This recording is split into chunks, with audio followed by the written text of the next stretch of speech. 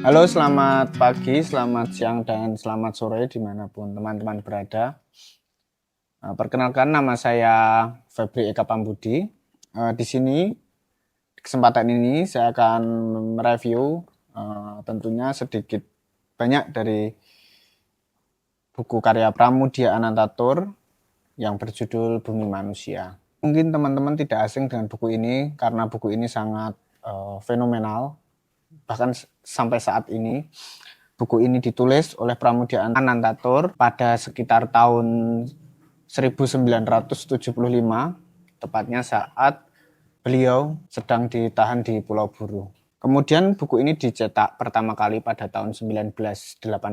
Pada saat itu buku ini menjadi fenomenal karena di dalamnya isinya sangat sentimental dalam mengkritik situasi Indonesia di zaman kolonialisme Belanda. Buku ini juga yang menghantarkan penulis Pramoedya Anantatur masuk dalam nominasi peraih Nobel Sastrawan Perdamaian Dunia kala itu. Bumi Manusia sendiri ini menceritakan tentang tokoh utama bernama Minke, merupakan keluarga priai yang memiliki akses dalam banyak hal waktu itu pada masa kolonialisme Belanda, atau istilahnya untuk saat ini kita sebut dengan privilege.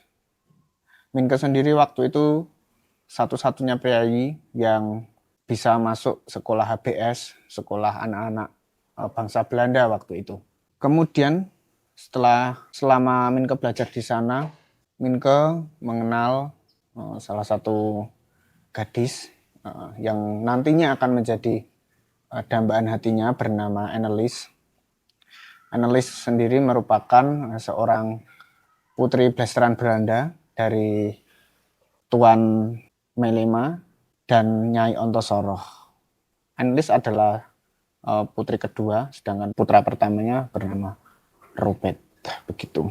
Singkat cerita, pertemanan antara Minke dan Annelies membuat mereka semakin dekat, bahkan mereka merajuk asmara. Namun alih-alih romansa cinta remaja waktu itu adalah mudah ya, karena mereka berdua terhalang oleh tembok yang namanya status sosial. Status sosial pada masa kolonialisme Belanda waktu itu sangat berpengaruh. Tentunya meskipun seorang Minke sendiri anak dari priai, dia akan kesusahan untuk mewujudkan cita-citanya, yaitu menikah dengan Annelies. Namun Minke sendiri waktu itu tidak menyerah dan dengan berbagai macam upaya dia mencoba menantang keadaan sosial pada masa itu. Bagaimana dia berani untuk menantang hukum-hukum sosial tentang status tadi. Intinya perjuangan Minke sangat luar biasa, bahkan dia didukung dan dibantu juga oleh Nyai Ontosoroh. Nyai Ontosoroh sendiri adalah ibu dari Annelies. Nyai Ontosoroh sendiri sebagai warga pribumi asli, tentunya dia tahu betul bagaimana susahnya hidup menjadi pribumi pada masa itu.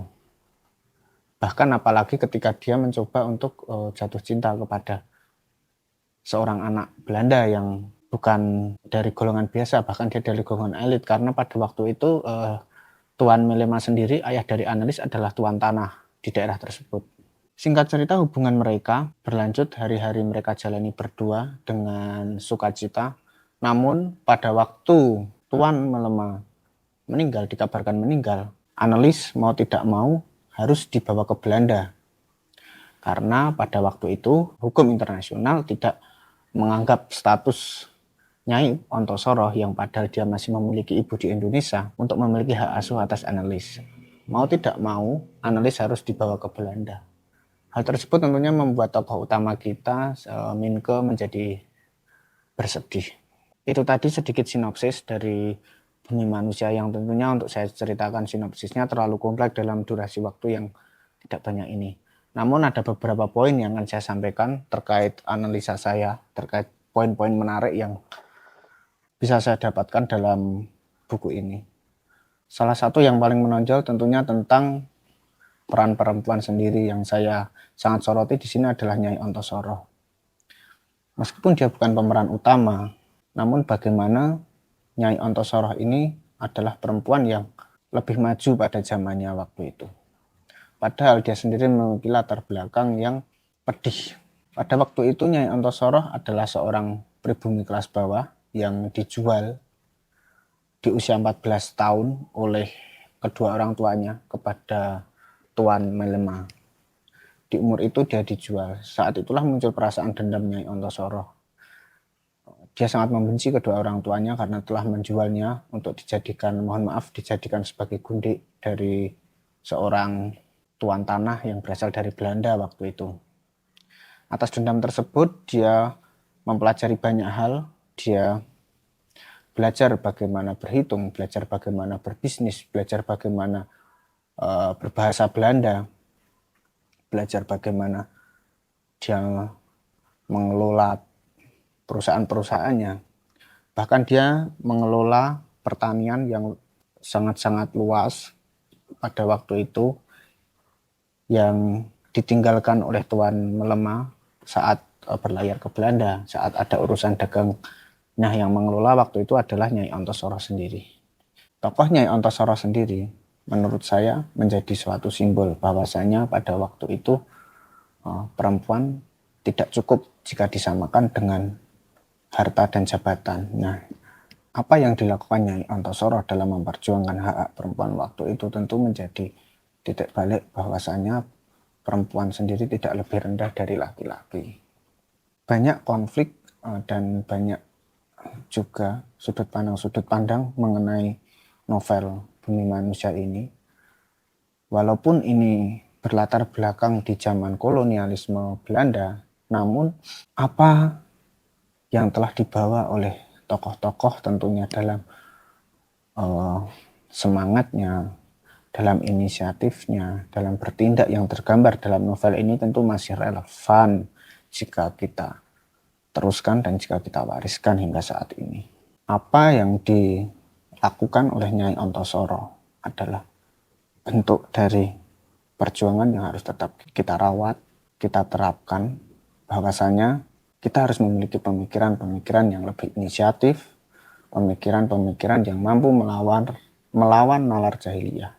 Mungkin itu saja yang bisa saya sampaikan, poin-poin menarik yang saya dapatkan dari setelah membaca buku Bumi Manusia ini. Dan teman-teman tentu juga kalau mau membaca buku-buku yang menarik-menarik seperti ini, mungkin bisa langsung datang ke perpustakaan Untidar atau melalui aplikasi iUntidar. Seperti itu, koleksi-koleksinya lengkap dan dijamin ori. Mungkin itu saja yang bisa saya sampaikan. Terima kasih dan sampai jumpa.